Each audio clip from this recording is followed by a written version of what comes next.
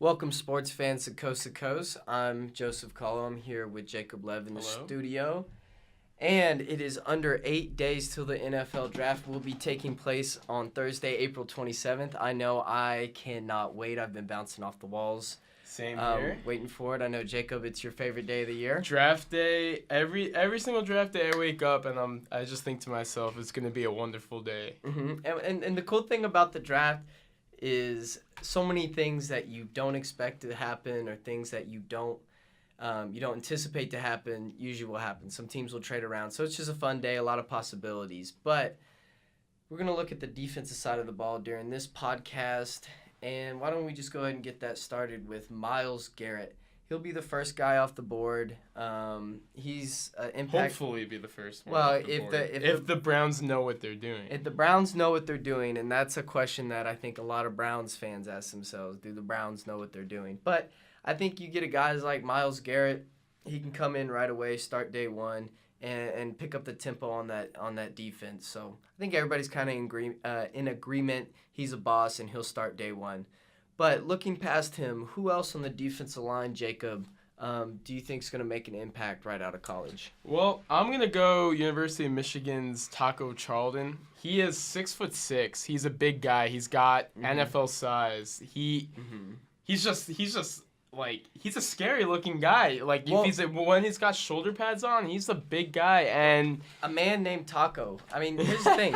You know the type of flack that guy's probably gotten throughout his playing career with the name Taco. Well, I think he's a good enough player. They're not going to give him too much crap about it in the NFL. I like that that Taco Charlton pick. But another guy in the defensive line I'm looking at is Derek Barnett.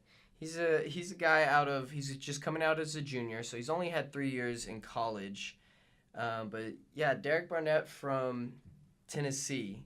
He's a guy, if you watched the bowl game this past year, I believe against Northwestern, the guy was unbelievable. I think he had 3 or 4 sacks. He set some record for Tennessee in that game with sacks. He's a boss. And, oh, by the way, the record he was rivaling there was none other than Reggie White. So anytime you can be in the same realm of Reggie White, stats-wise, you're a pretty good player. I think he's a guy that won't make it past pick 15. Somebody that needs a rusher early will pick up Barnett and be happy with it. He's been mocked for the past couple, like for the last month, like he's been a straight top 11 pick. Like, I don't see him falling past the Saints at 11. Certainly, right? Yeah. The Saints picking at 11. That's a team that definitely needs any defensive help. Any defensive help. But yeah, I have a hard time seeing Barnett slide against that. But this is a very defensive-sided draft as far as the stock goes. A lot of defensive players I think are going to be coming off the board in the first round. But who's a guy that's going to come off in the first round on the defensive side of the ball or defensive line side? That you think will kind of struggle with the transition? This is going to be a very unpopular pick because he's a consensus top 5 pick. It's Jonathan Allen out of Alabama, defensive tackle. You know, during the season, I was a little bit higher on him, but he started to get injured. There's been questions about he's got arthritis in his shoulders. He's a 21, 22-year-old player. Like, at this point in his career, should he really be having to deal with arthritis? And that's a red flag, I think, for me, and I'm guessing a lot of scouts too. I don't see him falling out of the top 10. I really don't. Like, I think he's still a tremendously talented player, but with the amount of red flags that his injury history has, I don't know. I just don't. I don't think he's worth the risk, if you know what I mean. Certainly. Well, anytime you have guys coming with an injury like arthritis, definitely not your typical injury coming out. But I think I'm with you, though. I think somebody will end up taking him top 10, top 15. He's still a tremendously talented player. Like, there's no question about it that he is going, when he's healthy, and if he stays healthy, rather, he could produce. He's going to be like a Gerald McCoy kind of player. Like, that's who I think he's going to be like if he can stay healthy. Well, keeping with the highly touted defensive lineman, but I'm not too high on this guy, Solomon Thomas. Now, if you turn on the tape, he's a relentless rusher. He comes after you every play. That's what you want to see. But a lot of mock drafts have this guy going second overall. And I don't know. I'm kind of weary. He's a redshirt sophomore, so he doesn't have tons of in-game playing experience. Only got the bulk of his playing time over this past season for Stanford. So he's a guy that doesn't have a lot of tape or a lot of experience to look at. Still think whoever gets him will be happy with him, but I don't know if he's going to go second overall when you have a guy like perhaps a Jamal Adams or if Myles Garrett doesn't get drafted first overall, he'll be drafted soon after. So I wouldn't necessarily put him on the top of my list if we're talking defense. But just behind the defensive linemen with the linebackers in this draft, particularly a defensive lineman and defensive back heavy draft, but who in the linebacker range? Team needs a linebacker. Who should they go after? Well, in the first, I don't know about the first round with this guy, but Raekwon McMillan out of Ohio State, he was a 5-star recruit, I think, coming into college. A lot of people had a lot of high expectations for him. And I'm not going to say he didn't exceed those expectations, but he's not much of a pass rusher. He's not going to get you more than a couple sacks. And I think last year he only had 1.5 sacks, I think. A sack and a half. Yeah, a sack and a half. But he just racks up tackles. And I think a lot of defenses lack that linebacker that can just get 150 tackles, like a KJ Wright or Luke Kuechly, like stuff like that. And I think he'll be drafted sometime in the second round.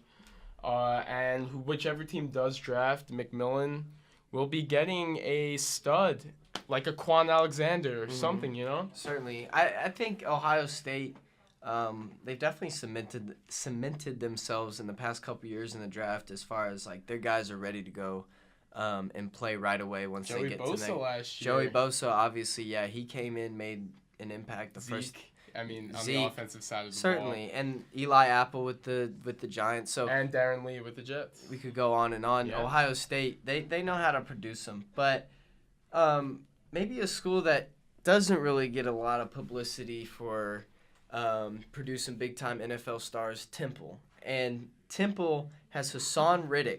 This is a guy who's a redshirt senior. Now, typically when you talk about guys getting drafted in the first round, a lot of them aren't redshirt seniors. They come out after 3 years, 4 years maybe at the most. Rarely do you see a guy kind of sit and go 5 years full of college before making to the pros. But Hassan Riddick, he's 6'1", 237, so perhaps a little bit on the undersized side when it comes to linebackers in the NFL, but I think he makes up for it with wit. He controlled pretty much was the quarterback of the defense at Temple. If you turn on any game that Temple played last year, by the way, a program that ended up winning 10 games, so not your typical Temple football team, but he was the leader of that defense. He was making the audibles at the line. He's a guy I think's got a lot of wit. He can play, and whoever drafts Hassan Riddick, perhaps I don't think he'll be a top 15, top 20 type guy. I think you're going to see him more off the board late in the first round. But if he goes to the right team, that's a guy that can cause a lot of trouble first day in the NFL. So we like Riddick. We like McMillan. But who's somebody that we should be weary of or an NFL owner should be weary of when they're in the draft room? I think that this is a pretty easy answer. Someone that was projected a top 10 pick in the beginning of the season, another Alabama player. Swear no bias. Alabama. Not much on the Roll Tide. Yeah, not much on the Roll Tide. Tim Williams, outside linebacker. He, again, as I said, he was a projected top 10 pick coming into the season. He got arrested on marijuana and gun charges to start off the whole entire thing. I think he's got attitude issues. He's just got a lot of off-the-field red flags that I think if you're going to think about taking him in the first 2 rounds, you got to be kind of weary about, who he is character-wise. Also, he gets a lot of sacks. I think he had 12 sacks this year, I think.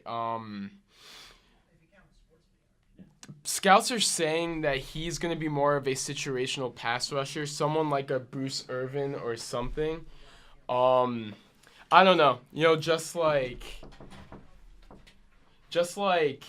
I don't know, someone that comes in on a third down and gets to the quarterback. I don't think he's ever going to be a starter.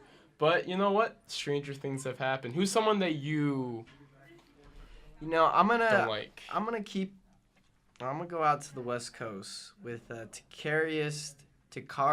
I hope I'm saying it right. McKinley, outside linebacker out of UCLA. Now he's 6'2", 250, which is right about the size you want. He's a skilled player, but just as you were saying earlier, he's a guy that's kind of fallen down the board. He's a guy that originally was going top 10, top 15, kind of see him sliding out of the first round. Didn't have the best pro day or the best NFL draft combine, but you never know. I think when it comes to linebackers in this draft, there aren't really ones that necessarily stand out and are red dead. You're not going to maybe find a Patrick Willis or your next Luke Kuechly in this draft. This is going to be kind of later as the draft goes on. I think these linebackers will come off the board. But the defensive backs in the 2017 drafts, it is stocked. I mean, there are people watching the NFL Network the other day, and their analyst was saying this is probably the deepest draft as far as defensive backs. They think from Jamal Adams. Jamal Adams definitely at strong safety. But you got guys like Jabril Peppers, who was obviously off the wall in college. You've got names like Budda Baker from Washington, Malik Hooker from Ohio State, Marshawn Lattimore, Kevin King also from Washington. There's going to be a lot of these guys, I think, find their homes early in the first round. But who's the guy out of all of these defensive backs, who's the guy you would take if you're in that top of the first round?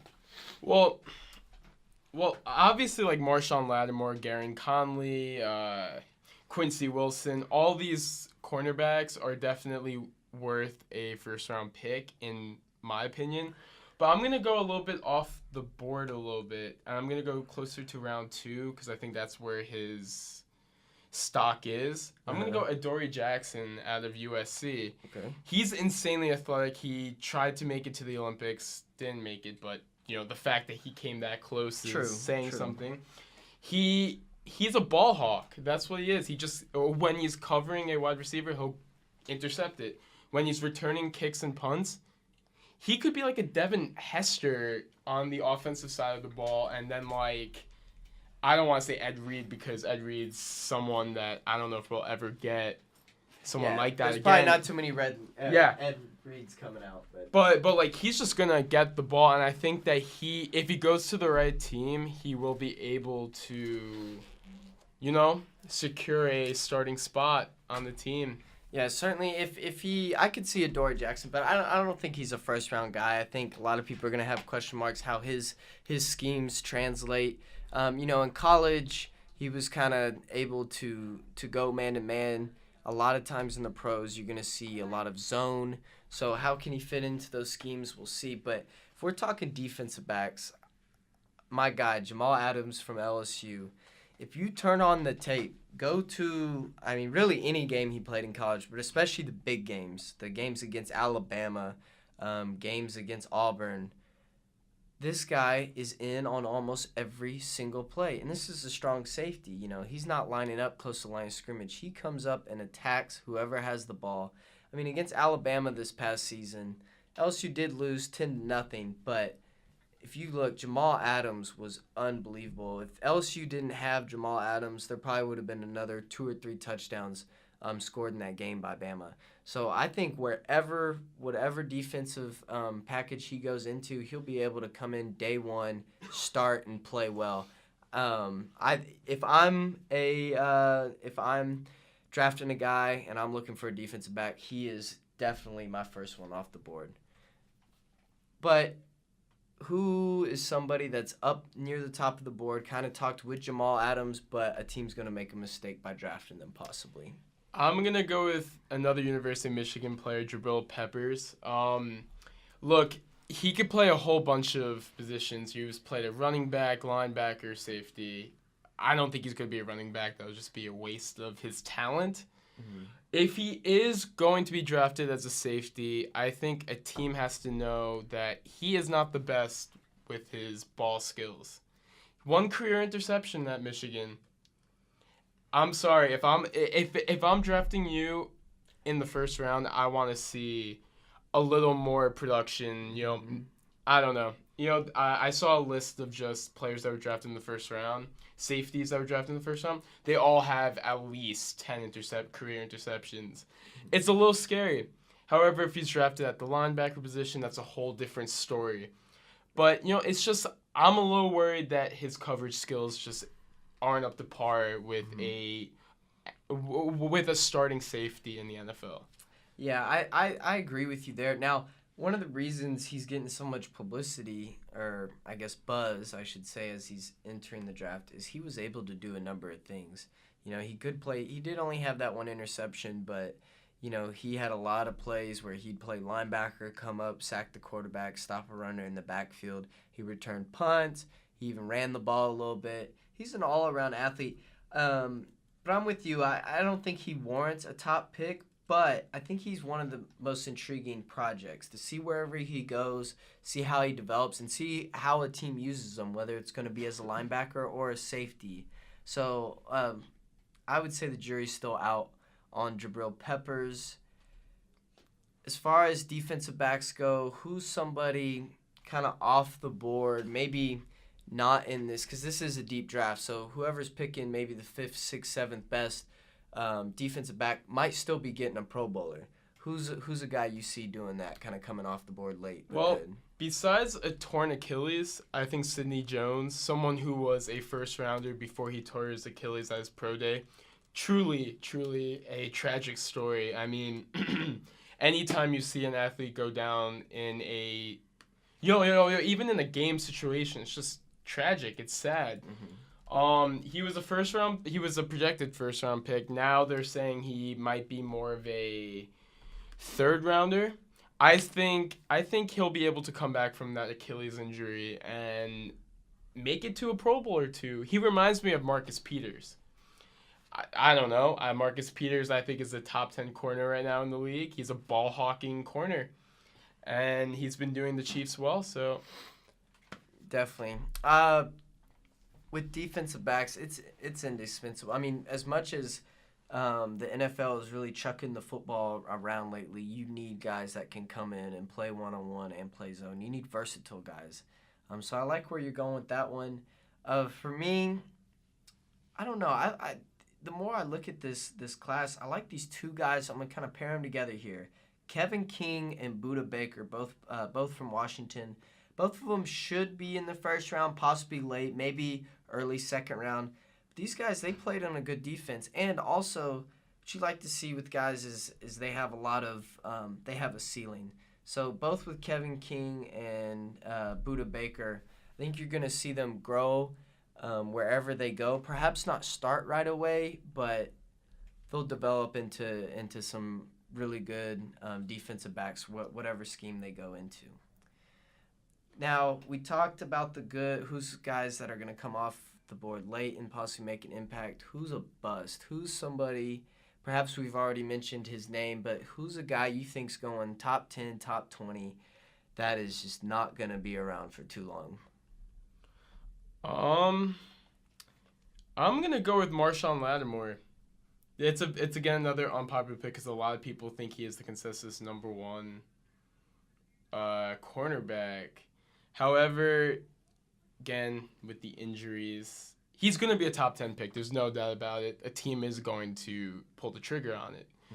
But I think he's got chronic hamstring injuries. I know he injured his hip or hamstring during the combine. So, again, that's a little bit worrisome for me. I don't want to say he's going to bust because it's just not fair to put that on someone when they don't even know what team they're going to play for in the NFL. True. It is hard. Kind of playing devil's advocate. Yeah. But at the same time, it is worrisome when, you keep getting injured. And when you're a consensus top 10 pick, kind of don't want to see you, get injured that much. Yeah. My thing is, if you're getting drafted top 10, whatever team is drafting you is expecting you to start day one. So if you got injury problems and it might take you a while to ease into the NFL or you're a player that needs development, then that's just not a guy you should be drafting top 10. So whoever's going to be drafting these guys top 10 is going to feel pretty confident in them. But quickly, I'm going to go with what you said earlier with Jonathan Allen out of Alabama. A lot of upside, 6'3", 286. And if you turn on the tape, he's an absolute beast in the SEC, probably going up against some of the toughest offensive lines in the nation. But like you said, he's got those injury questions. He's got the arthritis problem. And if I'm drafting him top 10, top 5 even, I just don't know if I feel comfortable with getting a guy that might have some underlying injuries from college. The one thing positive I do have about Jonathan Allen is his character. And I think he's the kind of guy he's that a Saban guy. He's a Saban guy. And honestly, Saban's not the nicest guy, and he was like his player to go to. Saban had a good relationship with him, and that has to tell you something. Because Saban's not that kind of guy that's just going to like throw a bone to someone. You know, he's a very hard guy. I think Jonathan Allen for sure has a mentality where he can put that arthritis in the back of his mind and go out there and perform. But just the fact that he has it, it's just scary to me. It really is. Like, it has to be worrisome to these teams looking at him in the top 10, top 20, first round even. I doubt he gets to the second round. Like, I mean, that would just be tragic if he does. But I don't know. It's just a little scary. He'll be drafted top 10. But just to round out the show, I'm going to play a little game of fill in the blank. Okay. So the team with the most to gain in the first round of the draft is blank. Definitely the Browns. They got 2 first-rounders, and, you know, they've struggled drafting in the past years. I mean, Justin Gilbert, where's he now? Right? Well, they've had 2. Yeah, it very recently in the 2013 draft they had 2 first-round draft picks. With those 2 first-round draft picks, they drafted Johnny Manziel and Justin Gilbert, 2 guys that no longer play for the Cleveland Browns. I think Justin Gilbert might be like a 5th stringer on the Steelers. Yeah, he's not. He's getting limited playing time with. And the Johnny Manziel is too. Well, who knows? Too busy partying. Who knows where Johnny Manziel is, honestly. But as I was saying about the Browns, they have a lot to prove. Again, for the first overall pick, it's a very easy answer. You go Myles Garrett. That should not be a question. But with that 12th pick, it depends on who falls to them. They trade for Brock Osweiler, which I don't know if he's a starter. Cody Kessler, who they drafted in the 3rd round last year, I don't know if he's a starter either. So there's an obviously need for a quarterback, which means Mitchell Trubisky, Deshaun Watson, Patrick Mahomes, stuff like that. I think so, yeah. The Browns, they do have a lot to gain. I think they probably go Myles Garrett and then whatever quarterback they really like at 12th overall. But for me, team with the most to gain, New Orleans Saints. They, like the Browns, have 2 picks. They have the 11th and the 32nd overall pick. That 32nd overall pick came from a trade with the Patriots, where they sent the Patriots Brandon Cooks. They got a lot of gain here in that, whereas the Browns, they have a lot of room. They've still got years to go. No matter who they draft, this isn't going to be a playoff team. But with the Saints, you get 2 first-round draft picks. If you draft right, you can really elevate the level of your team into a playoff team. Drew Brees, obviously, he's aging. He's 38 now. Realistically, maybe has 2-3 seasons left in his career. So the time to win for the Saints is now. And I think they go with a Derek Barnett type or whatever edge rusher is left there at 11.